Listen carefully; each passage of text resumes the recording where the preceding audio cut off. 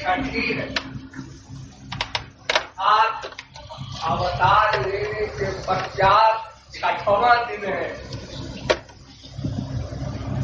श्री कृष्ण हमारे देश में 125 वर्ष रहे और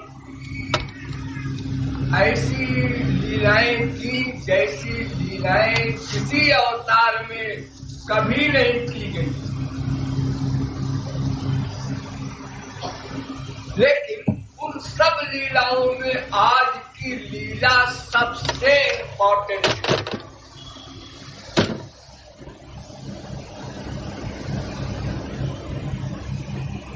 क्या बात है आज की लीला में? है बात है। जब ठाकुर जी 6 दिन के थे, यानी आज के दिन छठी के दिन पूतना का उद्धार किया था। पूतना एक राक्षसी थी, कंस की हेल्पर। तो जब कंस को आकाशवाणी के द्वारा यह ज्ञात हुआ कि तुम्हारी हत्या करने वाला पुत्र ब्रज में पैदा हो चुका है, तो कंस ने आज्ञा दी पूतना को कि जितने भी नए नए बच्चे पैदा हुए हो सबको समाप्त करो, क्योंकि पता नहीं कौन सा उसमें है लड़का जो हमको मारेगा। तो इसी प्रकरण में पूतना नंद के महल में भी आई, ठाकुर जी को गोद में लिया और स्तनों में विष लगाया और सुंदर रूप बनाकर आई। इतना सुंदर रूप कि किसी के कुछ पूछने का साहस नहीं हुआ। यशोदा वगैरह जितनी भी महिलाएं वहां बैठी थीं, वो सब उसको बस देखती ही रही और आके उसने ठाकुर जी को उठा लिया। किसी ने पूछा ही नहीं भी आप कौन है, कहां से आए थे।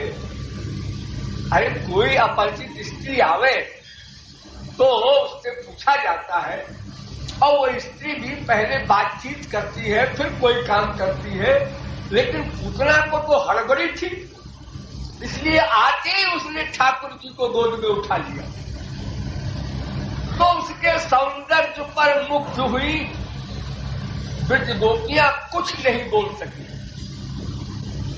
और उसने उठा करके अपने आंचल के नीचे करके अपने स्तन को ठाकुर जी के मुंह में डाल दिया। उसकी तो मंशा ये थी ना कि स्तन को पिए ताकि जहर अंदर जाए और ये मर जाए। तो ठाकुर जी ने भी सोचा कि ठीक है, अब अध्याय प्रारंभ किया जाए छठे दिन से ही। और अवतारों में तो ठाकुर जी बड़े हुए, रामावतार आज में, और जैसे संसार के लोग होते हैं ऐसी बड़ी उम्र में उन्होंने मार धाड़ शुरू की ताड़का वगैरह को। लेकिन ठाकुर जी ने कहा अरे आज अब की अवतार में आउट कर दो, मैं कहूंगी डिक्लेयर। तो 6 दिन की उम्र में ही उन्होंने पहला अध्याय शुरू किया पूतना की तरफ। तो ठाकुर जी ने चुपचाप स्तन पीना प्रारंभ कर दिया, लेकिन आंख बंद करके। निमीलिते क्षण चराचरात्मा, भगवान ने आंख बंद कर लिया, फिर उसके बाद स्तन को पीना शुरू किया। अरे स्तन में कुछ दूध तो था नहीं जो पीते, वही जहर पी रहे। लेकिन आंख बंद कर। क्यों आंख इसलिए बंद किया था कि अगर आंख खोलूंगा तो मां की भावना हो जाएगी इस पर, तो मां की भावना हो जाने पर मातृवध का पाप लगेगा। इसलिए आंख बंद कर लो तो भाई मैं नहीं देख रहा हूं कौन है, बस मेरे मुंह में तो स्तन है, यशोदा का स्तन है कि और किसी का, मैं क्या जानूं, 6 दिन का बच्चा। तो ठाकुर जी ने आंख बंद करके और स्तन दोनों हाथ से पकड़े हुए थे और चूसने लगे, लेकिन साथ साथ उसका प्राण भी चूसने लगे। इतना दर्द हुआ उसको स्तन में कि इतनी ताकत वाली पूतना सह नहीं सकी और उसने चिल्लाकर कहा, सामुल जमुल चालमित प्रभासिनी, अरे छोड़ दे, अरे छोड़ दे, मुझसे गलती हुई, मैं कभी नहीं आऊंगी तेरे पास। ठाकुर जी ने कहा, अब कैसे छोड़ दूं, अब तो तेरा उद्धार करना ही है, छोड़ना नहीं है। अब जब तूने स्तन मेरे मुंह में डाल दिया तो तुम मेरी मां हो चुकी, अब तुझको 84 लाख में नहीं भटकना पड़ेगा। आसुरी योनि में तू है, दैवी योनि में भी नहीं जाने देंगे तुझे, हम अपने लोग भेजेंगे। अब उसको मार दिया। वो जब गिरी तो कई मील तक के पेड़ सब गिर गए, ढह गए उसकी लाश से। उसकी लाश को ब्रजवासियों ने कुल्हाड़ी से काट काट करके आग में जलाया तो इतनी खुशबू फैली कि मथुरा तक खुशबू गई उसकी, क्योंकि भगवान के शरीर का स्पर्श हो गया था तो उसके शरीर में खुशबू खुशबू भर गई। इस प्रकार पूतना का उद्धार हुआ। ये आप लोग जानते हैं, पढ़े होंगे, सुने होंगे। लेकिन ये कोई खास बात नहीं है, बात कुछ और है। वो क्या है? ये आज के प्रकरण को सुखदेव परमहंस ने सुना। ये सुखदेव कौन है ये पहले समझ लीजिए। वेद व्यास भगवान के अवतार, उनके लड़के सुखदेव परमहंस। इनकी मां का नाम पिंगला। ये अपनी मां के पेट से 12 साल तक निकले ही नहीं। 12 वर्ष तक मां के पेट में रहे। वेद व्यास बड़े हैरान, जब क्या किया जाए तो बाहर से पूछते हैं वेद व्यास सुखदेव परमहंस से, अरे भाई तुम कौन हो, अपने मां को कष्ट दे रहे हो, बाहर निकलो ना। तो सुखदेव परमहंस ने कहा, मैं क्या बताऊं कौन, अनंत जन्म बीत चुके, किस किस योनि में मैं गया, किस किस को मां बाप बनाया, कोई गिनती है? करोड़ 2 करोड़ माँ बाप भी नहीं, अनंत माँ अनंत बाप बना चुके हैं 7 लोग। तो अपना परिचय में क्या दूं? तुम बाहर आओ। मैं बाहर नहीं आऊंगा, माया लग जाएगी। इस संसार में जो आया उसको माया लग गई। मैं गर्भ में ही रहूंगा, यहीं से चला जाऊंगा ऊपर। वेद व्यास ने कहा, नहीं नहीं, मैं तुम्हें वर देता हूं, माया तुमको नहीं लगेगी। मायातीत हो गए गर्भ में, परमहंस अवस्था उनकी गर्भ में हो गई। बाहर निकले। 12 वर्ष का लड़का कितना बड़ा होता है, निकलते ही चल दिए।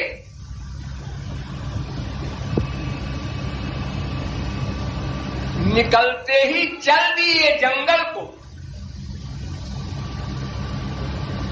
जंगल भी मत कहो, बस चल दिए, ऐसा बोलो। कहां चल दिए, क्यों चल दिए, ये सुखदेव परमहंस को भी पता नहीं। यम प्रप्रजंत मनुपेतमपेत कृत्यं द्वैपायनो विरहकातरया जुहाव पुत्रेति तन्मयतया तारवो विनेदुस्तं सर्वभूत हृदयं मुनिमानतोऽस्मि। जब चल दिए तो वेद व्यास पीछे पीछे चले उनके मनाने के लिए, पुत्र रुको, सुनेंगे? दौड़ कर पकड़ा, अरे मैं तुमको बुला रहा हूं। बड़ी मुश्किल में होश में आए, क्या बात है? देखो अभी तो तुम्हें ब्रह्मचर्य आश्रम का पालन करना होगा, फिर उसके बाद गृहस्थ, फिर वानप्रस्थ, फिर संन्यास। ये 4 आश्रमों का पालन करने के बाद फिर भगवत प्राप्ति का विषय आएगा। और अगर इनका पालन न किया जाए तो नरक मिलता है। बेर गया सुखदेव परमहंस ने कहा, क्यों जी? ब्रह्मचर्य रहने से अगर भगवत प्राप्ति होने लगे, माया निवृत्ति होने लगे, तो संसार में जितने नपुंसक है सबको वैकुंठ मिल जाएगा। फिर तो अगर ब्रह्मचर्य के पालन करने से ही भगवत प्राप्ति हो जाए, माया निवृत्ति हो जाए, तब तो संसार के सारे नपुंसक भगवान के लोक को पहुंच जाएंगे बिना साधना की। नंबर 2, अगर बच्चा पैदा करने से पुण्यम के नरक से कोई बच जाए, ये बहुत से ऋण होते हैं मनुष्य के ऊपर स्मृतियों में, ऋषि ऋण, पितृ ऋण, देव ऋण। तो बच्चा पैदा करो एक, नहीं तो पितृ ऋण रहेगा तुम्हारे ऊपर, बाप का कर्जा। तो सुखदेव परमहंस ने कहा कि अगर बच्चा पैदा करने से वैकुंठ मिलने लगे, तब तो फिर कुत्ते बिल्ली को पहले वैकुंठ मिलेगा, उनके 3-3, 4-4 बच्चे इकट्ठे होते हैं। और अगर वानप्रस्थ संन्यास लेने से वैकुंठ मिलने लगे, तो जितने शेर, चीते, बाघ, तेंदुए जंगल में रहते हैं, इनसे बड़ा कौन त्यागी होगा संसार में? न इनके मकान है, न खाने का इंतजाम है, न पहनने का कपड़ा है। ये तो परम त्यागी है सब लोग। एक पट्टी मुझे में पढ़ाओ पिताजी, फिर चल दी। आगे कुछ दूर गए, अब समाधि में जा रहे हैं, तो देवांगनाएं नंगी स्नान कर रही थी जल में। तो सुखदेव जी को देखकर उन लोगों ने कपड़े उपड़े नहीं पहने, वैसे नेचुरलिटी में नहाती है। अब उनके पीछे पीछे वेद व्यास जा रहे थे, वो बूढ़े। तो वेद व्यास को जैसे ही देखा, स्त्रियों ने कपड़े पहन लिए। यम प्राप्त जनतमनुपेतमपेत कृत्यं द्वैपायनो विरह कातरया जुहाव। तो दृष्ट्वानुयान्तं ऋषिमात्मजमप्यनगरं देव्यो ह्रिया परिदधुर्न सुतस्य चित्रम्। तो वेद व्यास ने डांटा, उन्होंने कहा तुम लोग मुझ बूढ़े के लिए पर्दा कर रही हो, और मेरा बेटा अभी अभी गया तो उसके लिए पर्दा नहीं किया। तो स्त्रियों ने कहा अब ये भगवान के अवतार इतने बड़े, अब इनसे कुछ अगर जबान लड़ाए तो पता नहीं क्या दंड दे दे। वो चुप, डर के मारे। बोलो बोलो, ऐसा क्यों किया तुम लोगों ने? उन्होंने कहा अगर अपराध क्षमा करने की शर्त आप मान ले तो हम जवाब दें। उन्होंने कहा हाँ बोलो। महाराज आप हंस हैं और सुखदेव परमहंस है। हंस किसे कहते हैं? जिसको दिखाई तो पड़े सब कुछ, ये पुरुष है, ये स्त्री है, ये मकान है, ये, लेकिन कहीं आसक्ति नहीं, कहीं द्वेष नहीं, ऐसे देखे एक दृष्टि से। लेकिन सुखदेव को तो स्त्री और पुरुष और मकान और पेड़ कुछ दिखाई नहीं पड़ रहा है। वो तो सब जगह अपने आप को देखता है, मैं ये परमहंसावस्था होती। इसलिए उसके लिए मैंने पर्दा नहीं किया। इतनी उच्च कक्षा में सुखदेव परमहंस थे, हार गए वेद व्यास लौट आए, सुखदेव चले गए और जाकर समाधि में पड़ गए। समाधि में पड़ने के बाद इधर वेद व्यास ने भागवत की रचना की। ये भागवत ग्रंथ जो आप लोग सुनते हैं, ये अनंत कोटि ग्रंथों में सर्वोच्च ग्रंथ है। इसका नाम है परमहंस संहिता।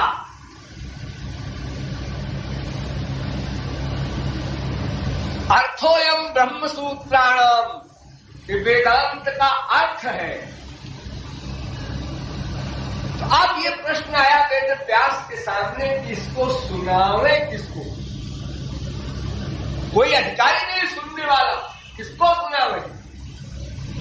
कौन सुने भागवत? आजकल आप लोग सब भागवत सुनने बैठ जाते हैं और एक तो पंडित जी घोर संसारी भागवत सुनाने वाले बैठ जाते हैं। वो सुना रहे हैं, आप सुन रहे हैं।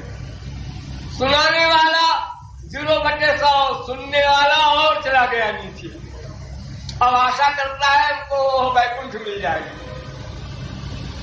हाँ, क्या कर रहे हैं? भागवत सप्ताह सुन रहे थे। क्यों? वो परीक्षित का उद्धार हो गया था ना 7 दिन में। हाँ, तो हमने कहा अपना भी हो जाए। 7 दिन चलो खर्च कर ही दो, अपना क्या बिगड़ता है। तत्श्रवन् विपठन् विचारण परो भक्त्या विमुच्ये नरः। भागवत में ये लिखा है कि भागवत पढ़ना या सुनना, इसके बाद उसके तत्व पर विचार करना, फिर उसके बाद भक्ति करना। भक्ति से जब अंतःकरण शुद्ध हो जाएगा तब गुरु के द्वारा दिव्य शक्ति मिलेगी, तब मुक्ति मिलेगी। हम लोगों ने क्या किया? सुना। अब क्या सुना? 18,000 श्लोक भागवत में है। ये 7 दिन क्या 7 वर्ष में भी नहीं समझाए जा सकते।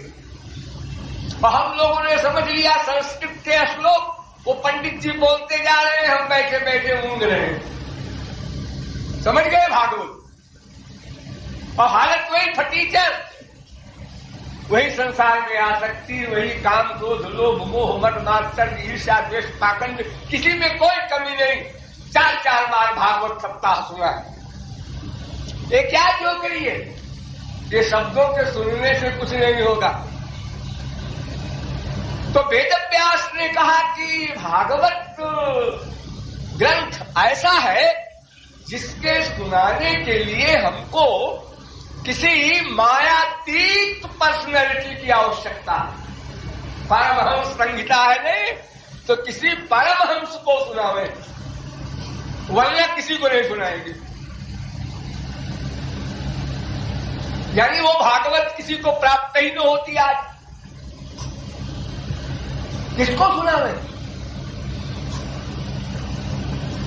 और परमहंस सुनेगा नहीं, क्योंकि परमहंस उसे कहते हैं जिसे कुछ सुनाई न पड़े, कुछ दिखाई न पड़े, कुछ सूंघने में न आवे, कुछ स्पर्श करने में न आवे, कुछ रसना का रस न अनुभव आवे, न कुछ मन से सोच सके, न बुद्धि से कुछ डिसीजन ले सके, उसको परमहंस कहते हैं। तो भला वो भागवत कैसे सुनेगा?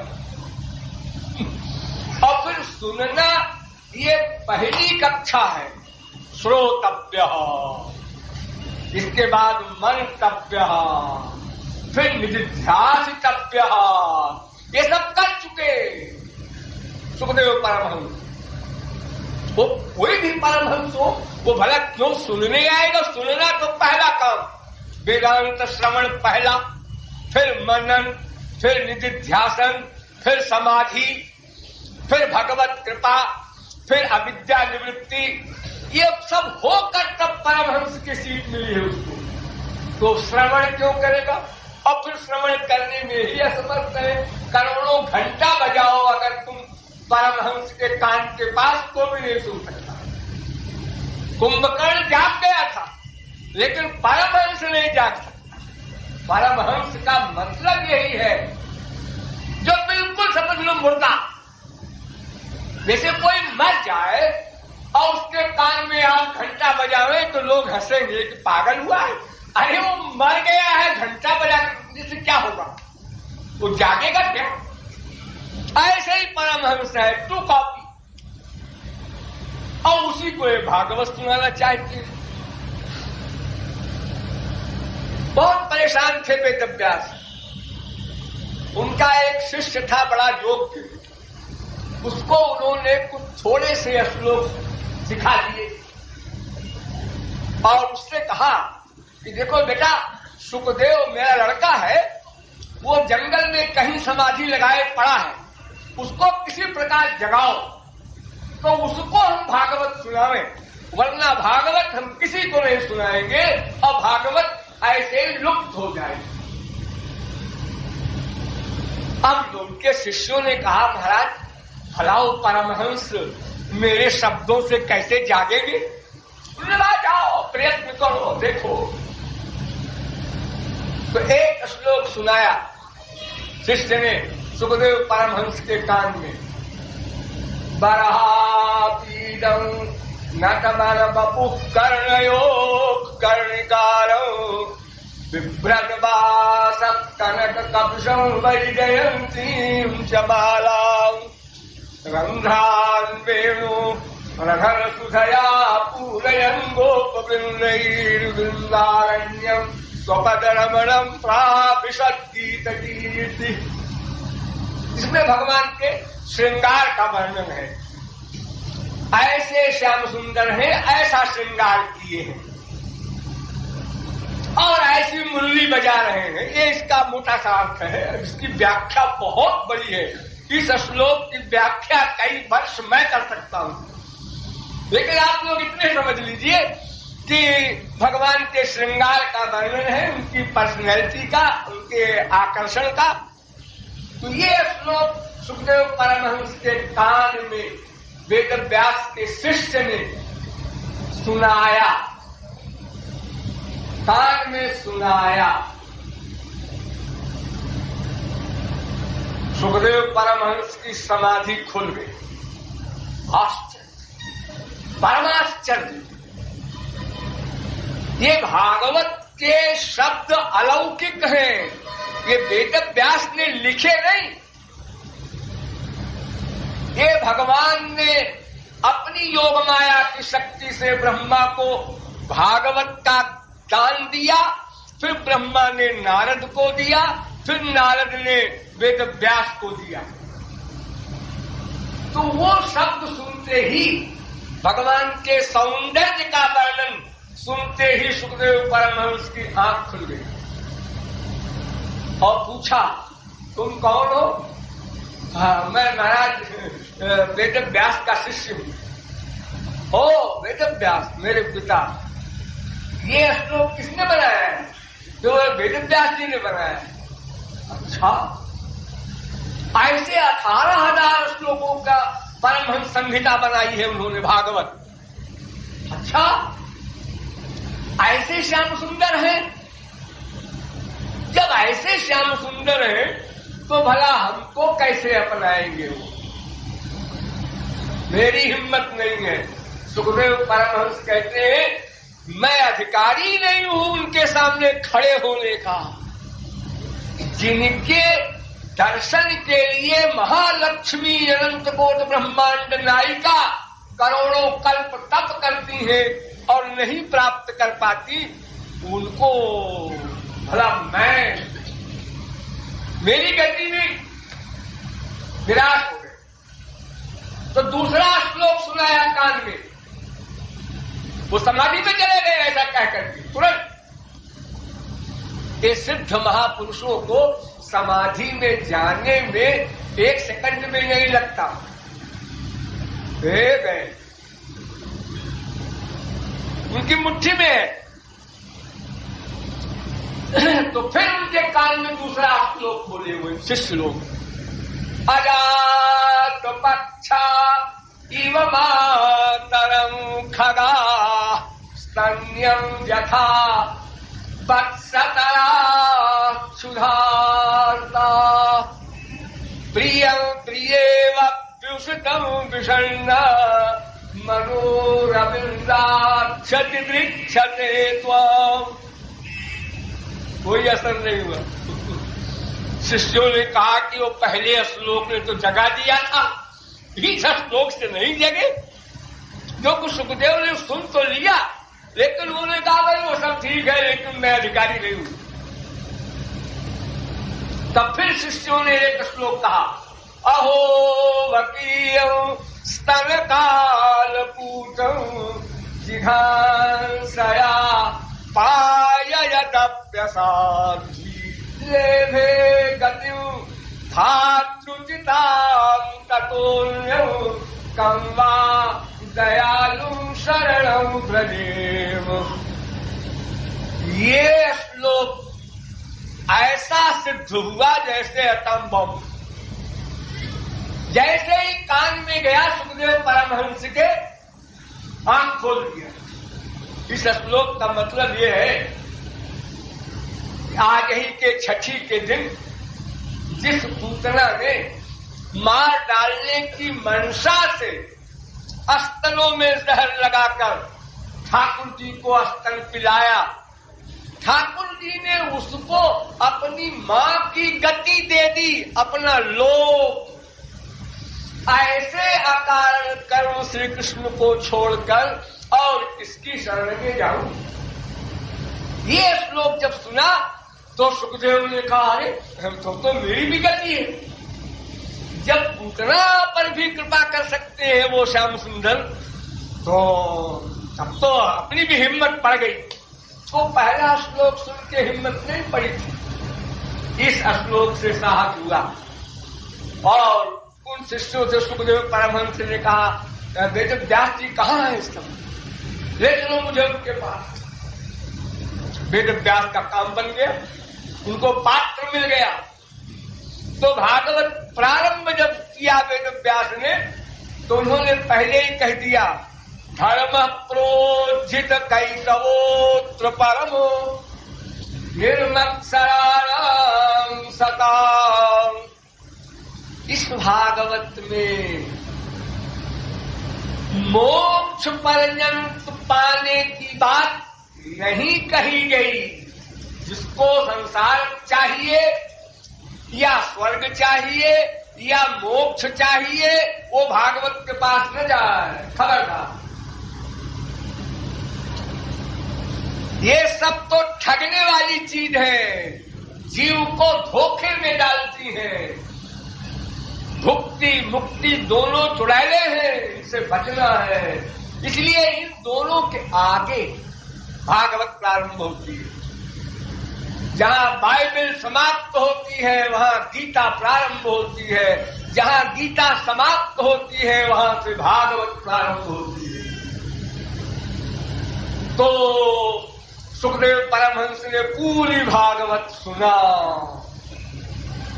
और फिर परीक्षित को सुनाया। तब हम लोगों को सुनने पढ़ने को मिल रही है भागवत।